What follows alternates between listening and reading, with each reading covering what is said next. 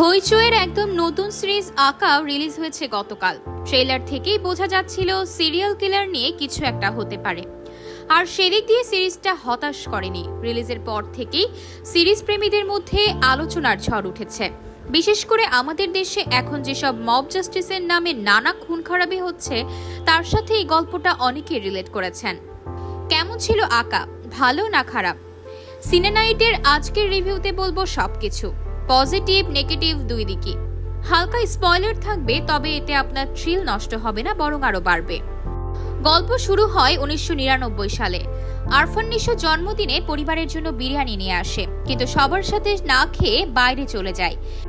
কিছুক্ষণ পর ফিরে এসে দেখে তার বড় ছেলে ছাড়া স্ত্রী, ছেলে মেয়ে সবাই মরে আছে। বড় ছেলে বাবার জন্মদিনের ছবি আঁকছিল, তাই খায়নি তখন। তারপর বুঝতে পারে বিরিয়ানিতে বিষ মেশানো ছিল।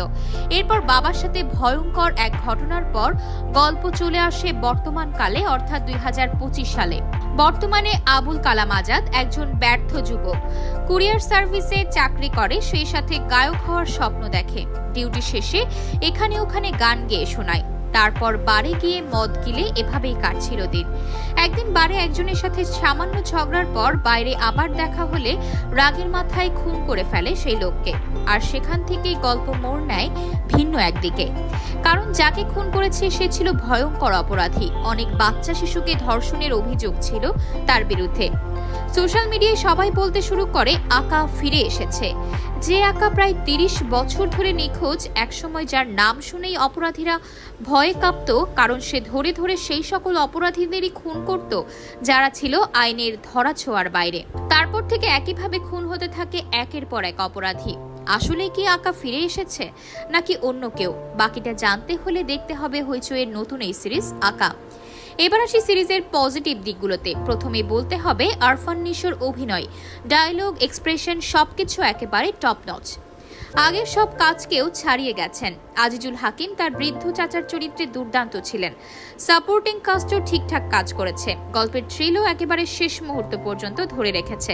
সবচেয়ে বড় কথা, মব জাস্টিসের মতো সমসাময়িক ইস্যুকে সিরিজে এনেছে, যেটা সোশ্যাল মেসেজ হিসেবে ভালো লেগেছে। তবে কিছুটা দুর্বলতাও ছিল। গল্পের শুরুটা ধীর গতির, মূল প্লটে আসতে আসতে একটু বোরিং লাগতে পারে। নিশোর বিপরীতে নাবিলার ডায়লগ ডেলিভারি মাঝে মধ্যে কবিতার মতো শোনায়। সচরাচর কাউকে এরকম সবসময় কাব্যিক ভাষায় কথা বলতে দেখি না আমরা, তাই কিছুটা আনরিয়েলিস্টিক মনে হচ্ছিল। আরও কিছু জায়গায় টুকটাক ভুল ছিল। মনে হয়েছে ভিকি জায়েদ হয়তো একটু তাড়াহুড়ো করে স্ক্রিপ্ট বানিয়েছেন। সব মিলিয়ে বলবো, যারা থ্রিলার ভালোবাসেন তাদের জন্য আকা দারুণ এক সিরিজ। নিশোর অভিনয় এক কথায় অসাধারণ, সাথে থ্রিল আর সোশ্যাল মেসেজও ছিল ঠিকঠাক। দেখতে বসলে নিরাশ হওয়ার কোনো সুযোগ নেই। তো এই ছিল সিনে নাইটের আজকের এপিসোড। আমাদের চ্যানেলে নতুন হলে আমাদের অন্যান্য ভিডিওগুলো দেখবেন, ভালো লাগলে সাবস্ক্রাইব করুন। এছাড়া পরবর্তী ভিডিওতে কোন ধরনের মুভি লিস্ট বা রিভিউ চান জানাতে পারেন কমেন্টসে।